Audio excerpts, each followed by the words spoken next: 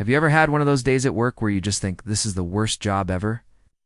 Maybe your boss was a pain, the coffee machine was broken, or you had to stay late to finish a project. We've all been there. But trust me, after you hear about the jobs on this list, you might start to think your 9-to-5 is a walk in the park. Today we're diving deep into some of the most difficult, disgusting, and downright dangerous jobs on the planet. These are the kinds of professions that make you question what people are willing to do to earn a living. From the stomach-churning to the life-threatening, we're counting down 20 of the absolute worst jobs in the entire world. So grab your popcorn, get comfortable, and prepare to feel a whole lot more grateful for your own career. Let's jump straight in. Kicking off our list is a job that is truly the stuff of nightmares, the sewer diver. Now, when you picture a diver, you probably think of crystal-clear ocean waters, colorful coral reefs, and exotic fish. Well, erase that image from your mind completely. In cities like Mexico City and parts of India, a sewer diver's ocean is a thick, black, toxic soup of human waste, garbage, and chemical runoff. Their mission? To manually unclog the city's massive sewer systems. These aren't your average household clogs. We're talking about blockages caused by tons of trash, solidified grease, and debris that can bring an entire city's sanitation system to a grinding halt. What makes this job so unbelievably awful isn't just the environment, it's the equipment or lack thereof.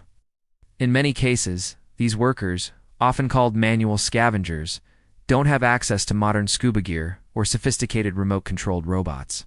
They rely on basic, often homemade, protective suits that offer minimal protection. Sometimes they go in with nothing more than a pair of shorts. They hold their breath and dive, completely submerged into raw sewage, feeling around in total darkness for the source of the blockage. They use their bare hands and simple tools like iron rods and buckets to break up and remove whatever is causing the clog. The health risks are astronomical. They are constantly exposed to a horrifying cocktail of bacteria and viruses, including cholera, typhoid, and hepatitis. The toxic gases that build up in sewers, like methane and hydrogen sulfide, can cause them to lose consciousness and drown.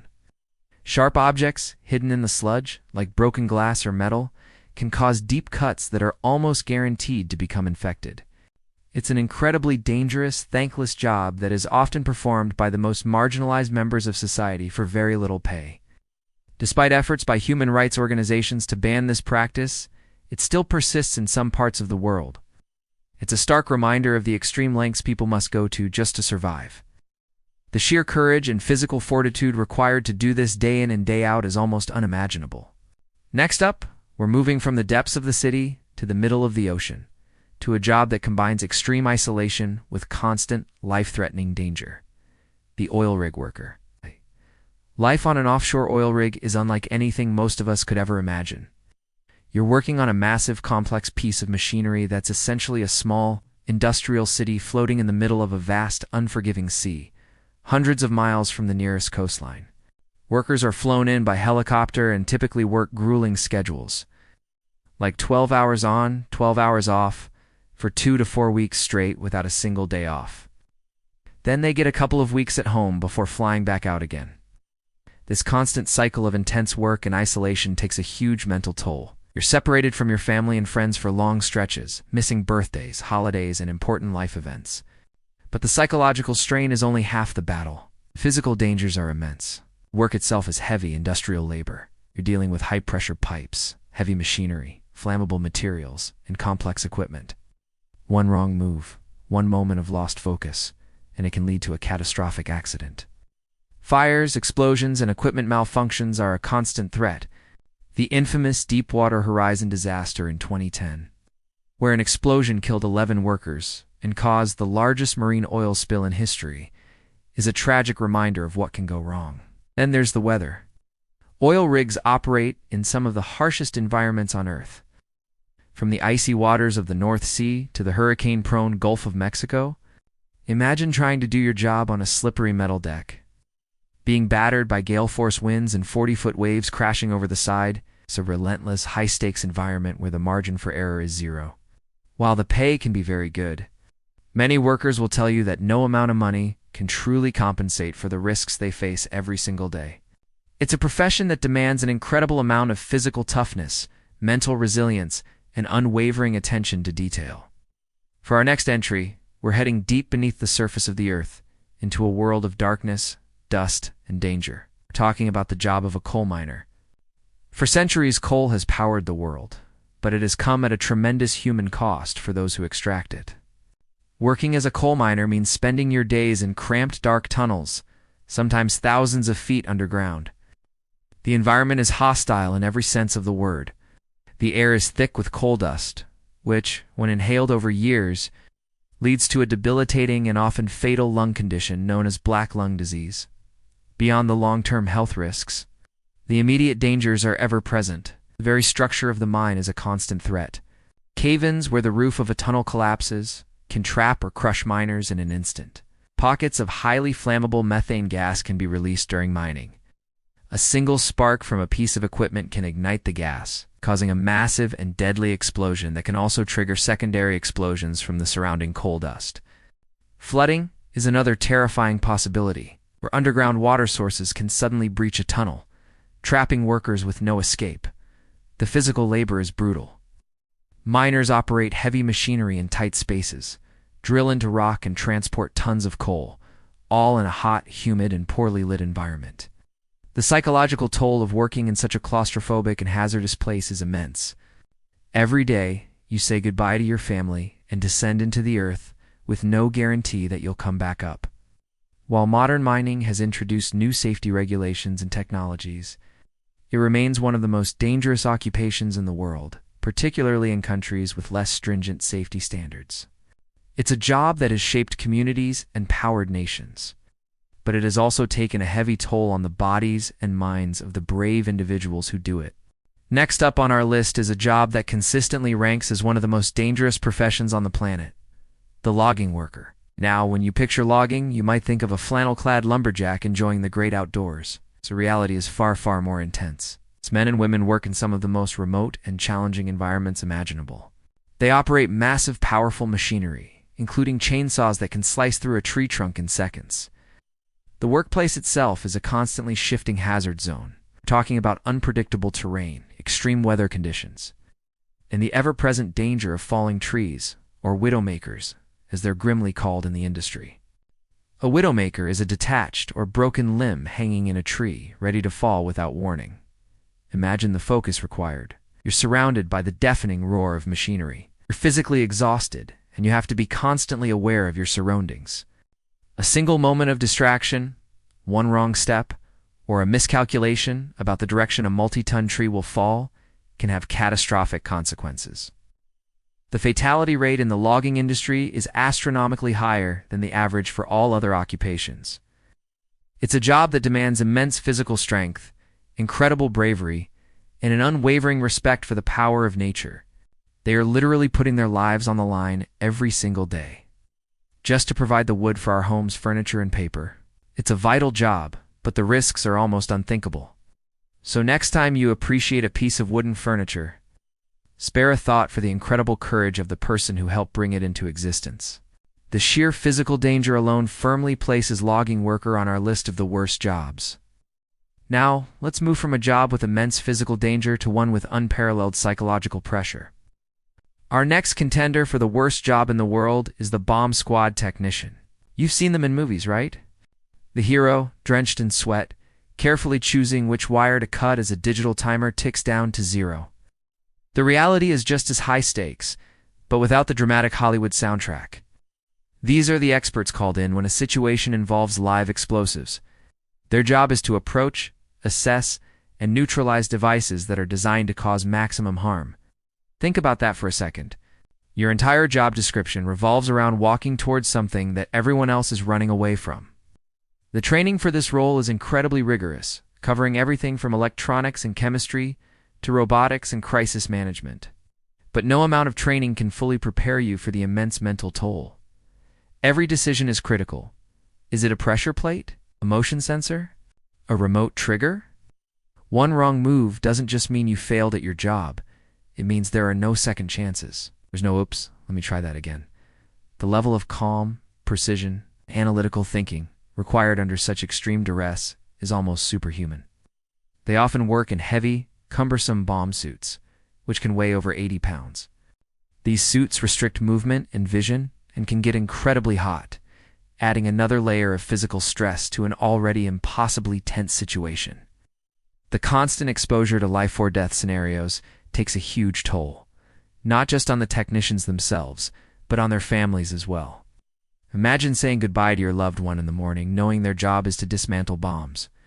It's a career built on bravery, intelligence, and a level of nerve most of us can't even fathom. It's a noble and essential profession, but without a doubt, it's one of the most mentally taxing jobs in existence. All right, we've covered deadly physical danger and extreme psychological stress. But what about a job that assaults your senses in a way you can't even imagine? Our next entry for the worst job in the world is the portable toilet cleaner. Yeah, you knew we had to go there. We've all been to a festival, a construction site, or a large outdoor event and had to use one. We hold our breath, we try not to touch anything, and we get out as fast as humanly possible. Now imagine it's your job to go into that box, not just to use it, but to clean it. All of it, for hours on end, day after day. This job isn't just unpleasant, it's a full-on assault on your sense of smell, sight, and maybe even your faith in humanity. The task involves pumping out the waste with a large vacuum hose, and scrubbing and disinfecting every single surface inside that small enclosed space. And let's be honest, people do not treat these things with respect. You are dealing with the absolute worst of what the human body can produce, often mixed with other creative contributions. The smell is something that apparently you never truly get used to. It clings to your clothes, your hair, your vehicle, and you have to do this in all kinds of weather. The blistering heat of summer, which turns those plastic boxes into veritable ovens, or the freezing cold of winter. While it might not have the immediate life-threatening danger of a logging worker or a bomb technician, the sheer, unrelenting unpleasantness is on another level. It's a dirty, thankless job that is absolutely essential for public sanitation and health. Without these workers, outdoor events would be impossible and unhygienic. They are unsung heroes of public health, but let's be real, it's a job that would test the stomach and spirit of even the toughest individual. The pure, unadulterated yuck factor is off the charts, making it a solid contender for one of the worst jobs in the world. Now here is a job that sounds like it was pulled directly from a crime TV show, the crime scene cleaner. Now when you watch shows like CSI, you see the detectives in their cool jackets, gathering evidence and solving the case. But have you ever wondered what happens after they pack up their gear and leave? Who deals with the aftermath? That's where crime scene cleaners come in. Their job is to restore a location to its original state after a violent crime, accident, or unattended death has occurred. And let me tell you, it's not just about wiping down a few surfaces. These professionals face some of the most harrowing scenes imaginable. We're talking about cleaning up blood, body fluids, and other biological materials. It's a job that requires not only a strong stomach, but also an incredible amount of emotional resilience. Imagine walking into a home where a tragedy has just unfolded. The air is thick with grief, and the physical reminders are everywhere. Cleaners have to meticulously and respectfully remove every trace of the incident, often working in environments filled with biohazards. They wear full-body protective suits, respirators, and multiple layers of gloves to protect themselves from diseases like HIV and hepatitis. The work is physically demanding, involving scrubbing, scraping, and sometimes even removing parts of the flooring or walls. But the physical toll is often overshadowed by the psychological one. These cleaners are constantly exposed to the reality of human suffering and mortality. They see the raw, unfiltered consequences of violence and tragedy. Many cleaners say the smells are what stick with them the most, a sensory memory that's hard to shake. It takes a special kind of person to do this job, someone who can compartmentalize their emotions and find meaning in helping families begin the healing process by erasing the physical scars of their loss. It's a noble profession, but undoubtedly one of the toughest out there. Next on our list is a job that you've probably witnessed the results of, but never really thought about: the roadkill remover. We've all been there, driving down the highway and seeing an unfortunate animal on the side of the road. It's a sad sight, but for most of us, it's a fleeting one. We drive past and forget about it moments later. But for someone, it's their job to go out there and clean it up. Roadkill removers are responsible for clearing deceased animals from our roads and public spaces. This job is a trifecta of unpleasantness. It's smelly, it's messy, and it can be emotionally draining. Depending on the location, they could be dealing with anything from a small squirrel to a large deer. And often these animals have been there for a while, exposed to the elements and traffic. The decomposition process creates an odor that is, to put it mildly, unforgettable. Workers have to physically handle the remains, shoveling them into bags or using specialized equipment to lift larger animals onto a truck. The work is often done in dangerous conditions, right on the shoulder of busy highways with cars speeding by just feet away. They have to be constantly aware of their surroundings to avoid becoming a victim themselves. Beyond the physical grossness and danger, there's a heavy emotional component. Many of these workers are animal lovers, and repeatedly dealing with the death of innocent creatures can take a serious toll. It's a constant, stark reminder of the impact we humans have on the natural world. They're providing an essential public service, keeping our roads safe and clean. But it's a thankless, grimy, and often heartbreaking task. So next time you see a clean stretch of highway, spare a thought for the person who made it that way. Now, for our 9th entry, we're heading into a place that many people would rather not even think about: the slaughterhouse. The job of a slaughterhouse worker is widely considered to be one of the most physically and psychologically damaging jobs on the planet. This is where the meat that ends up on many dinner plates begins its journey, and that journey is a brutal one. The environment itself is a sensory assault. The noise is deafening, a constant clang of machinery mixed with the sounds of distressed animals. The smell is overwhelming, a potent combination of blood, manure, and chemicals. The physical labor is relentless. Workers stand on their feet for long hours, performing repetitive, forceful motions on a fast-moving production line. This leads to a high rate of injuries, from deep cuts to chronic pain and musculoskeletal disorders. But as difficult as the physical work is, the psychological impact is often far worse. Workers are required to systematically kill and dismember animals, hundreds or even thousands of them per shift. This daily exposure to extreme violence and death can lead to severe psychological trauma. Studies have shown that slaughterhouse workers have higher rates of PTSD, anxiety, and depression. Some researchers have even linked the nature of the work to an increase in domestic violence and other aggressive behaviors outside of the workplace, a phenomenon sometimes called perpetration-induced traumatic stress. Imagine having to numb your empathy just to get through your workday. It's a job that forces a disconnect between action and emotion, which can be incredibly corrosive to a person's mental health. Ow. While it's a vital part of the global food chain, there's no denying that being a slaughterhouse worker is a profoundly difficult existence. It's making it a clear contender for one of the worst jobs in the world. We now come to a job that literally brings nightmares to life: the pest exterminator. Now, I'm not talking about spraying for a few ants in the kitchen. I'm talking about stepping into a real-life horror movie. Imagine this. You get a call and show up to a house that looks normal from the outside, but once you step inside, you find a scene straight out of your deepest fears. Cockroaches covering every surface, scurrying away from your flashlight. We're talking thousands, maybe millions. A living, breathing carpet of insects. Your job is to wade into that mess and reclaim the space. It's not just roaches. Exterminators deal with bed bugs, which are notoriously difficult to get rid of and can hitch a ride home with you. Imagine the constant paranoia of bringing those bloodsuckers back to your own family. Then there are the rats. It's not cute little cartoon rats, but massive, aggressive sewer rats that have taken over a basement or a warehouse. They're intelligent, they can be vicious when cornered, and they carry all sorts of diseases. Exterminators have to crawl into dark, cramped, and filthy spaces, often armed with little more than a flashlight and some heavy-duty chemicals. And let's talk about those chemicals. They're dealing with potent poisons and pesticides day in and day out. While they wear protective gear, there's always a risk of exposure. Long-term health effects are a real concern. Plus the smell. The smell of decay, of nests, of the chemicals themselves. It's a stench that sticks to your clothes and your memory. You're not just fighting pests. You're fighting filth, disease, and the constant psychological stress of being surrounded by things that most people can't even stand to look at on a screen.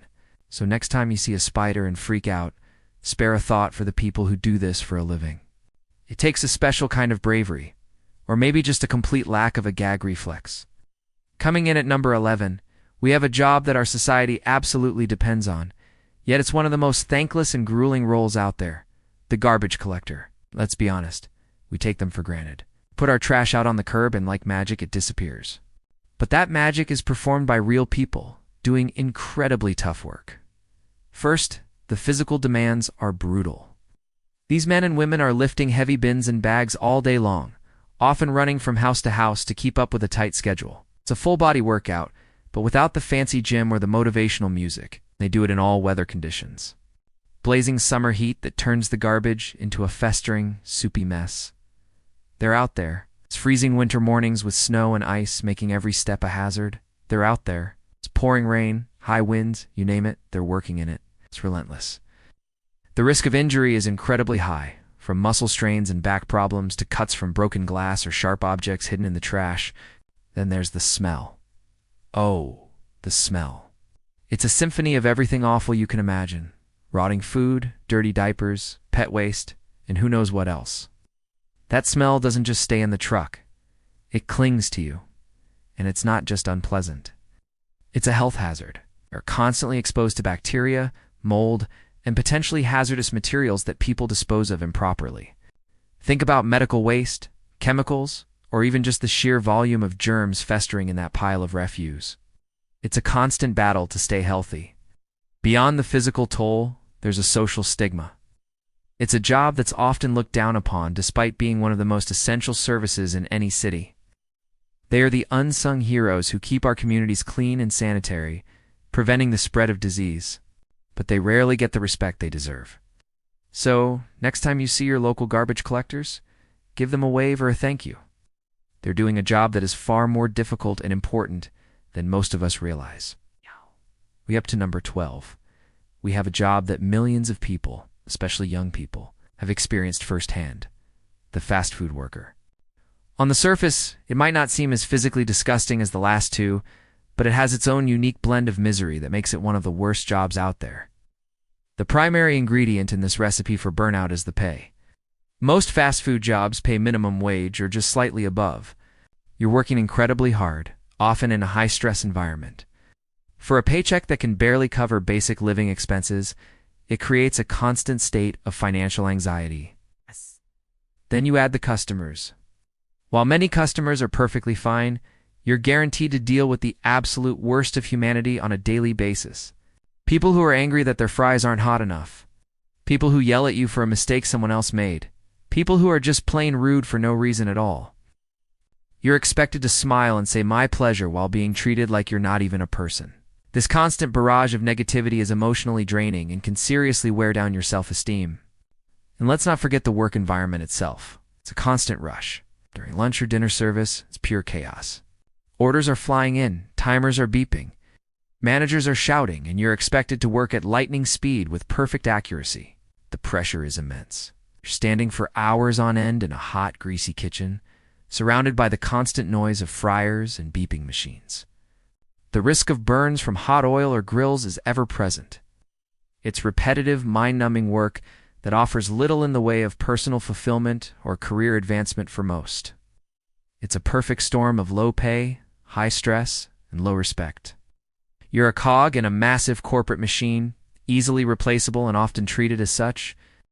While it's a common first job for many people who stay in it long term, it's a grueling existence that can take a serious toll on both mental and physical health. So, the next time you're in a drive-thru and feeling impatient, remember the person on the other side of that speaker is likely having a much tougher day than you are. Next up on our list is a job that many of us have been on the receiving end of: the telemarketer. Now, close your eyes and just imagine this for a second. You sit down at your desk, put on your headset, and your entire day consists of calling strangers. And not just a few strangers, we're talking hundreds. Your goal is to sell them something they probably don't want, didn't ask for, and are likely annoyed about being called for in the first place. Think about the sheer volume of rejection. For every one person who might be mildly interested, you probably get dozens of hang-ups. Angry responses, or just plain old "no, thank you." That's your entire day, every day. It's a constant barrage of negativity. But it's not just the rejection. The pressure to meet sales quotas is immense. Your performance is tracked by the second. How many calls did you make? How long were you on each call? How many sales did you close? It's a high-stress environment where your job security feels like it's hanging by a thread. And through all of that, you have to maintain a cheerful, positive, and friendly tone. You could have just been yelled at by the last person, but you have to pick up the phone, smile as you dial, and say, "Hello, my name is Alex. How are you today?" with genuine enthusiasm. And that emotional labor, the act of faking positivity in the face of constant dismissal, is incredibly draining. It's a mental marathon with no finish line in sight. It's no wonder that telemarketing has one of the highest turnover rates of any industry. The burnout is real, and it's brutal, right? Moving on from mental exhaustion to sheer physical punishment. Our next contender for the worst job in the world is the warehouse picker. If you've ever ordered something online, and let's be honest, who hasn't? A warehouse picker is the person who made that delivery happen. They are the unsung heroes of e-commerce, but their job is unbelievably tough. Imagine a warehouse the size of several football fields, filled with endless aisles of shelves stacked to the ceiling. Your job is to walk and walk and walk through this maze, sometimes for 10 or 12 hours straight. We're talking about walking miles and miles each day on hard concrete floors. Your every move is dictated by a handheld scanner. Ow. It tells you where to go, what to grab, and where to put it. There's very little room for independent thought or even social interaction. It's you, the scanner, and the endless rows of products. You're constantly racing against the clock. Pick rates are a huge deal. You have to retrieve a certain number of items per hour, or you risk falling behind and facing consequences. And let's not forget the physical strain. You're not just walking. You're bending, twisting, reaching, and lifting. Sometimes it's a small item, but other times it can be a heavy, awkward box. Doing this repetitively for hours on end, day after day, takes a massive toll on your body. Your back, your knees, your feet, they all start to scream in protest.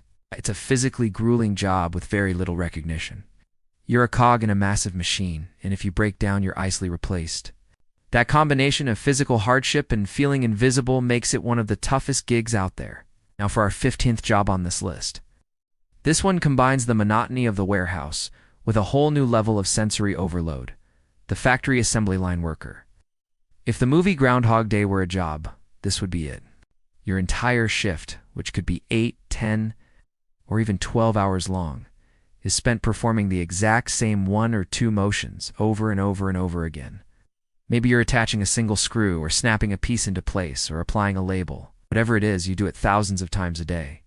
The repetition is mind-numbing. Your body becomes an automaton, performing the task without you even thinking about it. But it's the environment that really pushes it over the edge. Factories are often incredibly loud. You've got the constant hum, clang, and whir of heavy machinery. You might need to wear ear protection, which further isolates you from your coworkers. You can't chat. You can't listen to music hits, just you and the noise and the repetitive task. The pace is relentless, set by the speed of the conveyor belt. If you slow down, you risk disrupting the entire line. There's no creativity, no problem solving, just the endless, unchanging rhythm of the machine. The mental fatigue from the sheer boredom is profound, but it's coupled with a strange kind of physical stress. Repetitive strain injuries are extremely common. Doing the same motion again and again can lead to chronic pain in your hands, wrists, and shoulders. It's a job that can wear you down both mentally and physically, leaving you feeling like a small part of a vast, impersonal process. Let's take a trip to the otherworldly landscape of Mount Ijon in East Java, Indonesia. Picture this. A stunning, turquoise-colored acidic crater lake, surrounded by rugged volcanic rock. It looks like something from another planet. But beneath this strange beauty lies a truly hellish workplace. This is the office for the sulfur miners of Ijon. Every single day, these men descend into the active volcano's crater. They're not going for a scenic hike. They're heading straight into clouds of toxic sulfur dioxide and hydrogen sulfide gas. The air is so thick with these poisonous fumes that it stings your eyes, burns your throat, and makes it incredibly difficult to breathe. The smell is overwhelming, like a billion rotten eggs. And what are they wearing for protection?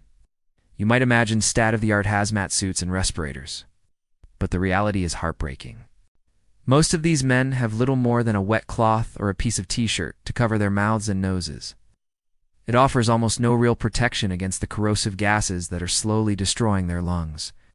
Their task is to break off chunks of pure, bright yellow sulfur that solidifies around volcanic vents. They use heavy iron bars to pry the sulfur from the rock, working in blistering heat. Once they've broken off enough, they load it into baskets. And these are not small baskets. Single load can weigh anywhere from 70 to 90 kilograms. That's almost 200 pounds. Now comes the hardest part. They have to carry this crushing weight on their shoulders back up the steep, rocky 3-kilometer climb out of the crater, and then all the way down the mountain to a weighing station. They do this twice a day. Imagine carrying a person on your back up a treacherous mountain path, all while breathing in poison.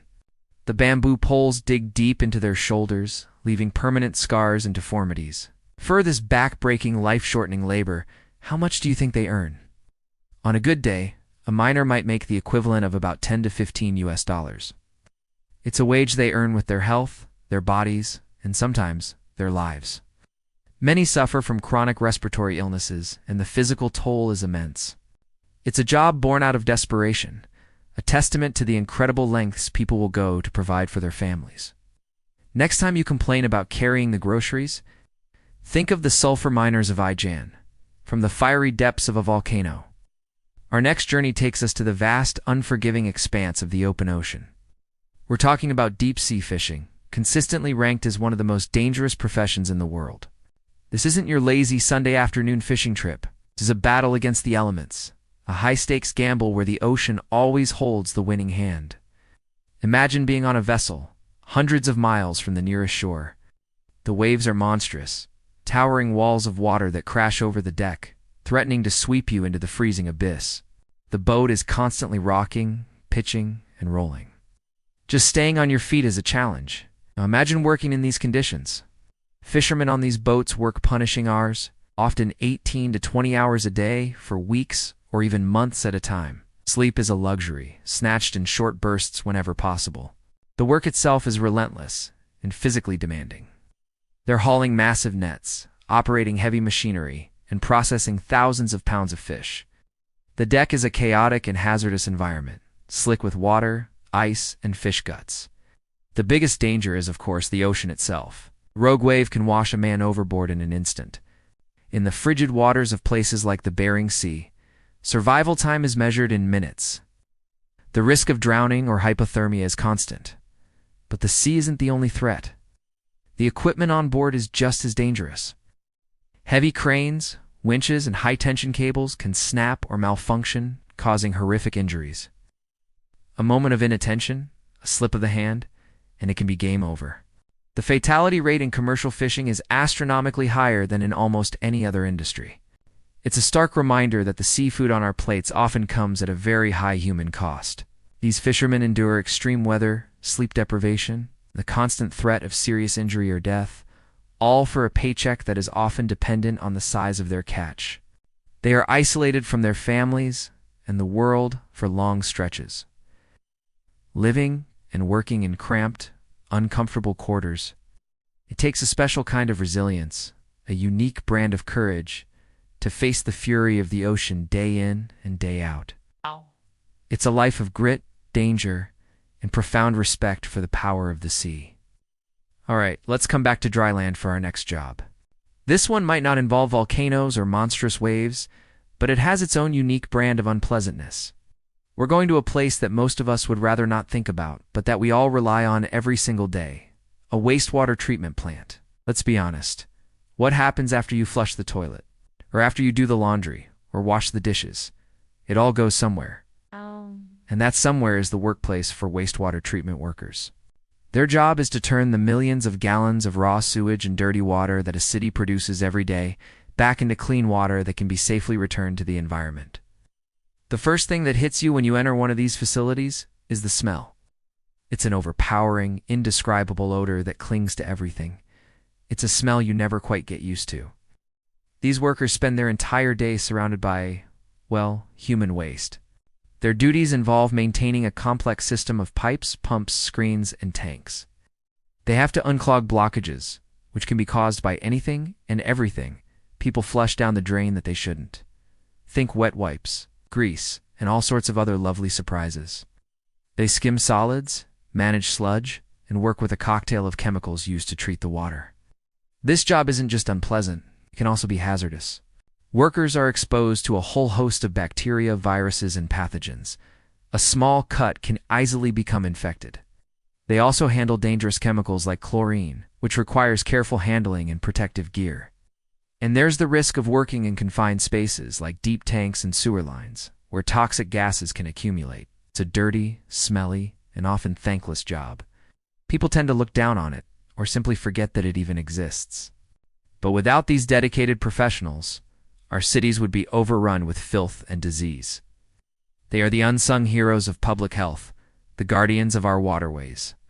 Every time you turn on your tap and get clean, safe water, you have a wastewater treatment worker to thank.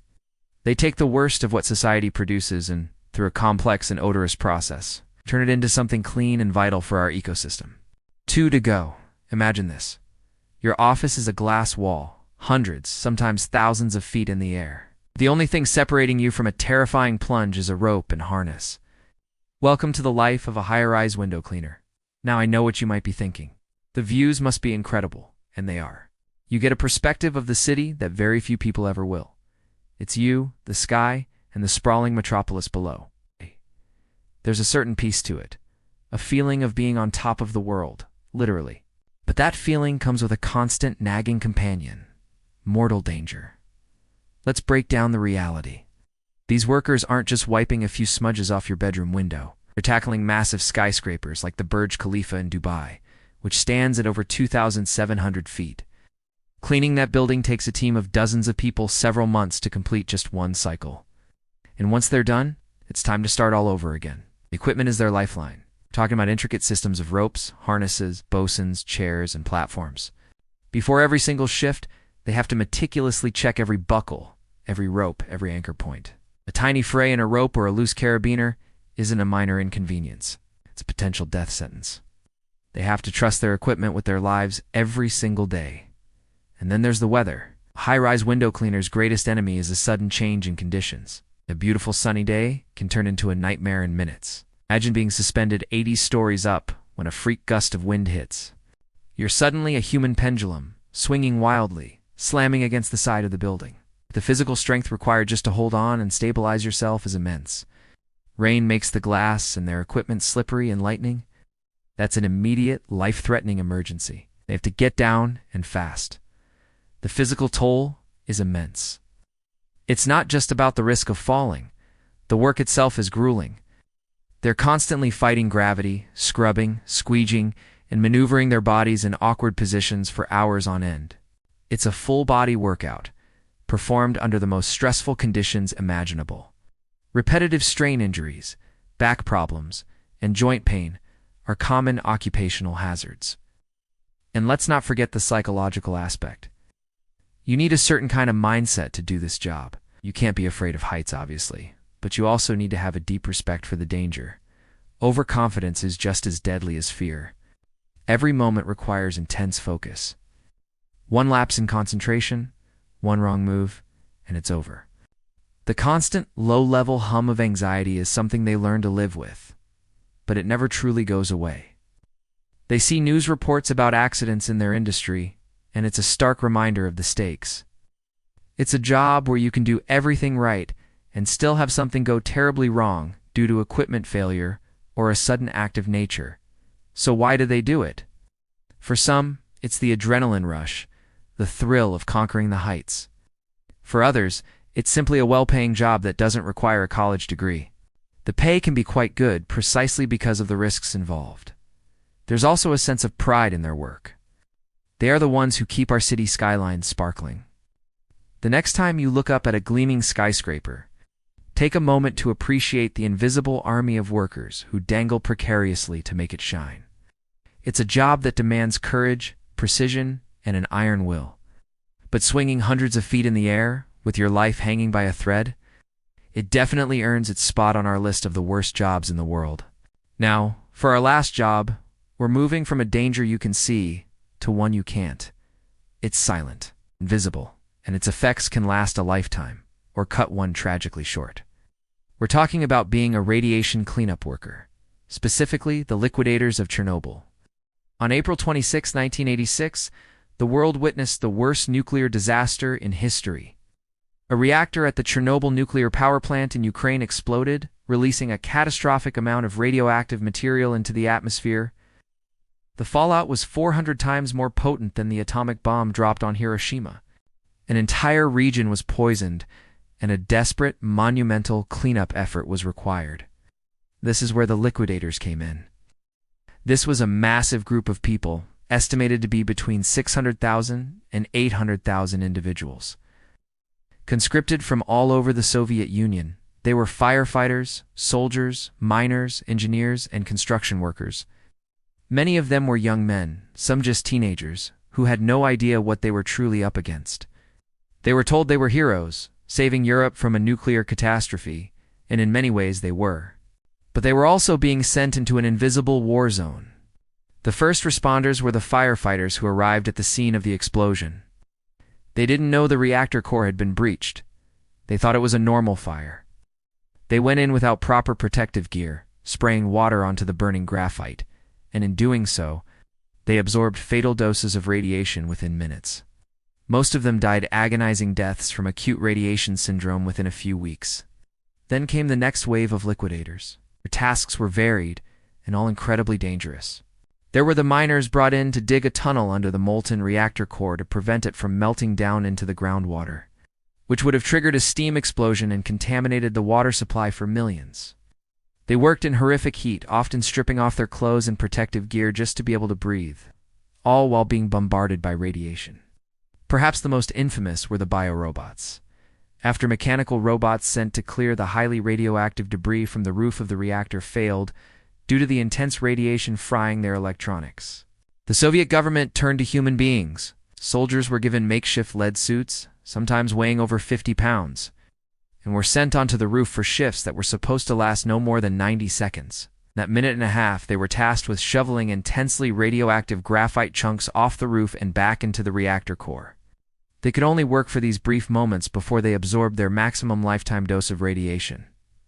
Many did this multiple times. It was a suicide mission in slow motion. The danger was insidious. Radiation is not something you can see, smell, or feel. You could be standing in a hotspot receiving a lethal dose and be completely unaware. The dosimeters they wore were often inaccurate or ignored. Liquidators were fighting an enemy they couldn't comprehend, and the long-term consequences were devastating. In the years and decades that followed, the true cost became apparent.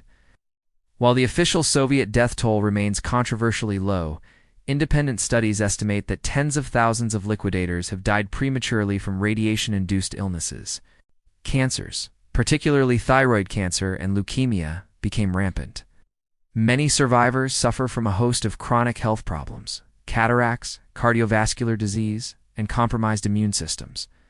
The psychological trauma is also immeasurable. They live with the knowledge that a poison is inside them, a ticking time bomb. Many were ostracized, their illnesses dismissed, and the promised compensation and medical care often failed to materialize after the collapse of the Soviet Union. Their sacrifice, however, was not in vain. They built the sarcophagus, a massive concrete and steel shell to contain the destroyed reactor and prevent further release of radiation. They decontaminated land, washed buildings, and buried entire forests of poisoned trees. They prevented a much larger disaster that could have rendered a huge part of Europe uninhabitable for centuries. They were heroes who walked into the heart of a nuclear hell, armed with little more than shovels and a sense of duty. But the price they paid, a lifetime of illness and an early death for so many, makes being a Chernobyl liquidator one of the most horrifying and tragic jobs imaginable. So there you have it. 20 vastly different jobs, these professions push the limits of human endurance and courage. They remind us of the risks some people take every day just to do a job. It certainly puts a bad day of emails and meetings into perspective, doesn't it? What do you think? Are there other jobs you think are even worse? Let me know down in the comments. I'd love to hear your thoughts. Thanks for watching, and if you found this interesting, don't forget to like this video and subscribe for more deep dives into fascinating topics. See you next time.